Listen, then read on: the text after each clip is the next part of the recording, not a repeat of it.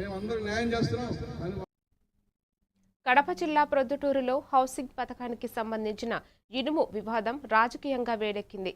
మాజీ ఎమ్మెల్యే రాచమల్లు చేసిన ఆరోపణలను ఖండించిన కొండారెడ్డి 268 టన్నుల ఇనుము మాయమైన విషయం వాస్తవమేనని, దీనిపై జరుగుతున్న విచారణలో నిజాలు వెలుగులోకి వస్తాయని అన్నారు.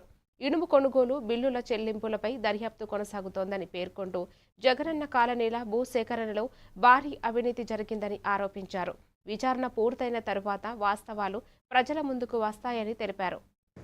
నిన్నటి దినము మాజీ ఎమ్మెల్యే రాచమల్లు ప్రసాద్ రెడ్డి గారు ఎమ్మెల్యే గారి మీద నువ్వు శుద్ధపూసవా అని కొన్ని ఆరోపణలు చేసినాడు.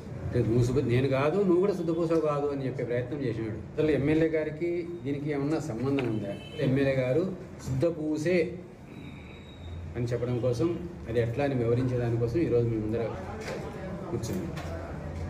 ఇది 2 కోట్ల రూపాయల 271 టన్నుల స్టీల్ ప్రొద్దుటూరు హౌసింగ్ స్కీమ్ కోసం, పేదల గృహ నిర్మాణం కోసం ప్రభుత్వం ఇచ్చిన స్టీలు మార్కెట్ యార్డ్ గోడౌన్లో పెట్టింటే అది మాయమైంది అనే దాని మీద చర్చ. మార్కెట్ యార్డ్ గోడౌన్లో పెట్టిన స్టీల్ మాయమైంది. దీంట్లో ఇది నిర్వివాదం అంశం. ఆయన ఒప్పుకున్నాడు, మనం ఒప్పుకున్నాం. తేలాల్సింది ఇది ప్రభుత్వ సొమ్ము కాబట్టి తేలాలా అని అందరం కోరుకుందాం. నువ్వు కూడా అది అడిగినాం. కానీ ఇది అట్టదిప్పి మా మెడకు చుట్టేదానికి ప్రయత్నం చేసినాడు. ఇది తప్పు. ఇట్లాంటి ఆరోపణలు చేయడం ఇది శుద్ధం మంచిది కాదు. దాన్ని తెలుసుకో, చరిత్ర అది మొత్తం డీటెయిల్స్ అయినా తెలుసుకొని నేను మాట్లాడాలి. ఈ పర్చేజెస్ 2022లో జరిగినాయి. స్టీల్ పర్చేజెస్ 2000 యాక్చువల్గా వాస్తవంగా ఈ పర్చేజెస్ జరిగినాయా? పర్చేజ్ జరగకుండానే బిల్లులు చేసి డబ్బులు దొబ్బేసినారా, లేకపోతే స్టాక్ తెచ్చి నిజంగా అమ్ముకున్నారా? ఇది దేవుని తెలియాలా.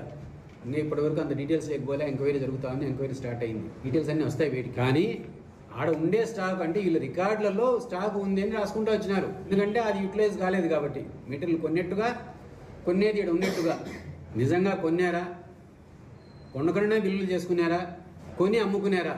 ఇది ఇప్పటిదాకా తేలని విషయం. అందరికీ నమస్కారం.